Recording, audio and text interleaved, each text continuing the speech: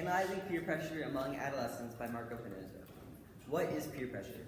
As defined by the Oxford Dictionary, peer pressure is pressure from people of your age or social group to behave like them in order to be liked or accepted.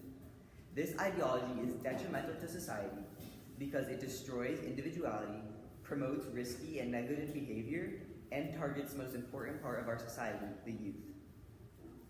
References to peer pressure in pop culture. We see peer pressure in movies like Finding Nemo and songs like The Art of Peer Pressure by Kendrick Lamar and Peer Pressure by Snoop Dogg. These show the prevalence of peer pressure within our society and make it very commonplace in America.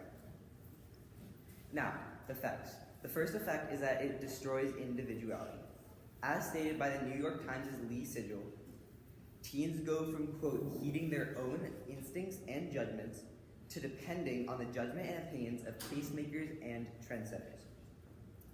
This is extremely dangerous because it strips the individual of the very thing that makes them an individual, their own opinions and expressions. Without these, they're just a part of a mob. This idea is very prevalent in the stimulus materials. Firstly, in The Cultural and Evolutionary Trade-Off of Ritualistic Synchrony by Michelle Jefflin. She states that ritualistic synchrony, an effect of peer pressure, reduces the urge to argue for one's own opinion, impairs healthy group dissent, and destroys group creativity. And then later in the stimulus, in The Namesake by Jahumpa Lahiri, Gogol conforms to a culture that he is not comfortable with in order to fit in. It can be inferred that he was subject to peer pressure, whether it be implicitly or explicitly, online, at school, or at an activity. These ideas directly tie this topic to the stimulus because the ritualistic synchrony is an effect of peer pressure, and Gogol is a victim of it. Now, the next effect is risky and negligent behavior. The American Academy of Child and Adolescent Psychiatry sums this up by saying, quote, peers can encourage each other to skip classes, steal, cheat, use drugs or alcohol, share inappropriate material online, or become involved in other risky behaviors, end quote. They also state that the majority of substance abuse issues stem from peer pressure at a young age. These consequences, such as addiction, injury, and regret, are obstacles for teens in order to become successful later in life. An example of one of these catastrophic effects is Elizabeth Coolidge, a 16-year-old cheerleader from Orlando, Florida. She died to alcohol poisoning after being peer pressured into finishing a quart of cinnamon schnapps at a high school party. Her body was found the next morning with a blood alcohol level 7 times the legal driving limit in Florida. This event is absolutely tragic, and part of what makes it so tragic is her young age. At the age of 16, she had a long future ahead of her that was cut short due to peer pressure. However, her age is part of what caused the problem. The adolescent brain is incredibly vulnerable to peer pressure for a variety of reasons. The first of which is that it is at the height of its emotional capacity while lacking the cognitive ability to cope with these emotions, as stated by Dustin Albert, a research scientist at Duke University. And then, furthering this point, psychologist Lawrence Steinberg states that when adolescents are criticized by their friends, there's a bigger impact in parts of the brain that control negative emotions. If Coolidge had not finished the alcohol that she was dared to drink, she would have been criticized by her friends. The adolescent brain is incredibly adverse to this, giving her no choice but to finish the alcohol.